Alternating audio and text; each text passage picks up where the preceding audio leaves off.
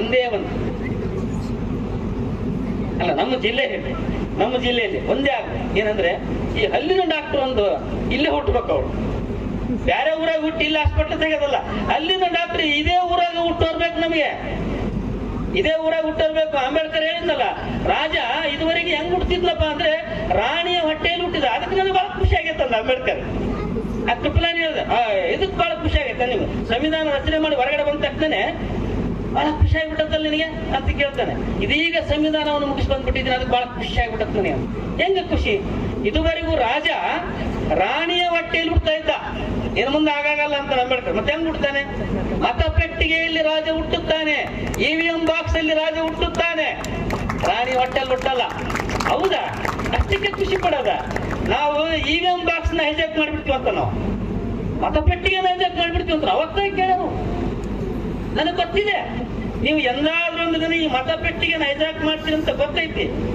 ನಮ್ಮವರು ಎಲ್ಲರೂ ಶಿಕ್ಷಣವನ್ನ ಪಡಿತಾರೆ, ಅವ್ರು ಎಚ್ಚೆತ್ಕೊಳ್ತಾರೆ, ಜಾಗೃತರಾಗ್ತಾರೆ. ಅವತ್ತು ನೀವು ಭಿಕಾರಿ ಆಗ್ತೀರಿ ಅಂತ, ಅವತ್ತು ನೀವು ಭಿಕಾರಿ ಆಗ್ತೀರಿ. ನೀವೇನಿದೆಯಲ್ಲ, ನೀವು ಕಡಿತಾ ಇದ್ರಲ್ಲ ಶಿಕ್ಷಣ, ಅತ್ಯಂತ ಸ್ವಾವಲಂಬಿ ಶಿಕ್ಷಣ. ನಾನು ಗಂಗಾವತಿ ಬರಬೇಕಂದ್ರೆ ಈ ಪೆನ್ ತಗೊಂಡ್ಬಂದಿದ್ದೆ, ಬ್ಯಾರೆ ಏನಿಲ್ಲ. ನಮ್ಗೆ ಅಂಗಿ ಪ್ಯಾಂಟು, ಇದೊಂದು ಪೆನ್, ಈ ಪೆನ್ ಅಷ್ಟೇ ತಗೊಂಡ್ಬಂದಿರೋದು. ನೀವು ನಿಮ್ಮ ಪೆನ್ನನ್ನು ನಂಬಿ ನಿಮ್ಮ ಬದುಕು ತುಂಬಾ ಹಚ್ಚ ಹಸನಾಗುತ್ತೆ. ಇಲ್ಲಿರುವಂತ ಪ್ರೊಫೆಸರ್ಗಳಿದ್ದಾರಲ್ಲ, ಈ ನೀವು ಕಟ್ಟಿಕೊಳ್ಳುವಂತ ಜ್ಞಾನದ ಬುತ್ತಿ ಇದೆಯಲ್ಲ, ಅದು ತಿಂದ್ರೂ ತೀರೋದು, ಉಂಡ್ರೂ ಮುಗಿಯೋದು. ಒಂಥರ ಕರಗದ ಕಲ್ಲು ಸಕ್ಕರೆ, ಚಪ್ಪರಿಸಿದಷ್ಟು ಟೇಸ್ಟ್.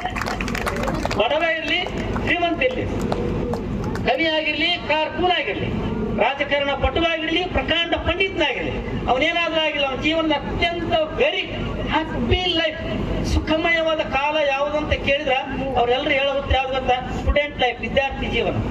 ಈ ವಿದ್ಯಾರ್ಥಿ ಜೀವನದಲ್ಲಿ ಕಟ್ಟಿಕೊಳ್ಳುವಂತ ಈ ಸುಖದ ಬುದ್ಧಿ ಇದೆಯಲ್ಲ, ಯಾರು ತೆರೆದ ಮನಸ್ಸಿನಿಂದ, ನಮ್ರಭಾವದಿಂದ, ಗುರು ವಿಧೇಯರಾಗಿ ಚೆನ್ನಾಗಿ ಕಟ್ಟಿಕೊಳ್ಳುತ್ತಾರೆ, ಅಂತಹ ವಿದ್ಯಾರ್ಥಿಗಳಿಗೆ ಬದುಕಿನ ಬಾಳಿನ ಬುದ್ಧಿ, ಆ ಬಾಳಿನ ಬುದ್ಧಿ ಎಂತದ್ದು ಅಂದ್ರೆ ತಿಂದ್ರೂ ತೀರದ್ದು, ಉಂಡ್ರೂ ಮುಗಿಯೋದು. ಒಂಥರ ಕರಗದ ಕಲ್ಲು ಸಕ್ಕರೆ, ಚಪ್ಪಸಿದಷ್ಟು ಟೇಸ್ಟ್. ಮನೆಯಾಗಿಂದ ಊಟ ಖಾಲಿ ಆಗುತ್ತೆ.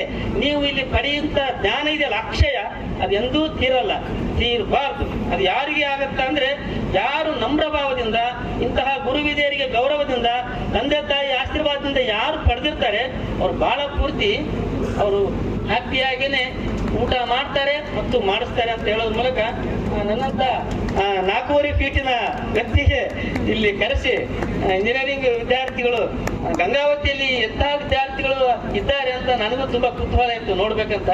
ಬಹಳ ಖುಷಿ ಆಗುತ್ತೆ. ನಮ್ಮ ಚನ್ನಬಸವನಗೌಡರ ಮೇಲೆ ದೊಡ್ಡ ಜವಾಬ್ದಾರಿ ಇದೆ. ನಾವೆಲ್ಲರೂ ನಿಮ್ಗೆ ತುಂಬಾ ನೆರವು ಒದಗಿಸ್ತೀವಿ. ನಾವು ಹೇಳಿ ಸುಮ್ಮನೆ ಮರ್ತೋಗಾರಲ್ಲ. ನಾವು ಯಾರಿಗೆ ಯಾವ ಮುಲಾಜಿ ಇರಂಗಿಲ್ಲ, ಯಾವ ಮುಲಾಜಿ ಯಾರಿಗೆ ಇರೋದಿಲ್ಲ. ಇಲ್ಲಿ ಎಲ್ಲೇನೋ ನನ್ನ ಮೊದಲೇ ಹೇಳಿದೆ, ಕಾಲೇಜಿಗೆ ಹೋಗ್ಲಿಕ್ಕೆ ಒಂದು ಸರಿಯಾದ ರೋಡ್ ಇಲ್ಲ ಅಂದ್ರೆ ಎಂತ ರಾಜಕಾರಣ್ರೆ? ಕಾಲೇಜಿಗೆ ಹೋಗ್ಲಿಕ್ಕೆ ಒಂದು ಸರಿಯಾದ ರೋಡ್ ಇಲ್ಲ ಅಂದ್ರೆ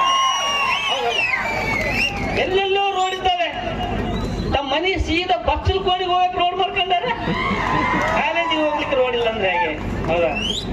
ಸರಿ, ನಿಮ್ಗೆಲ್ಲ ಒಳ್ಳೇದಾಗಲಿ. ನಮಸ್ಕಾರ.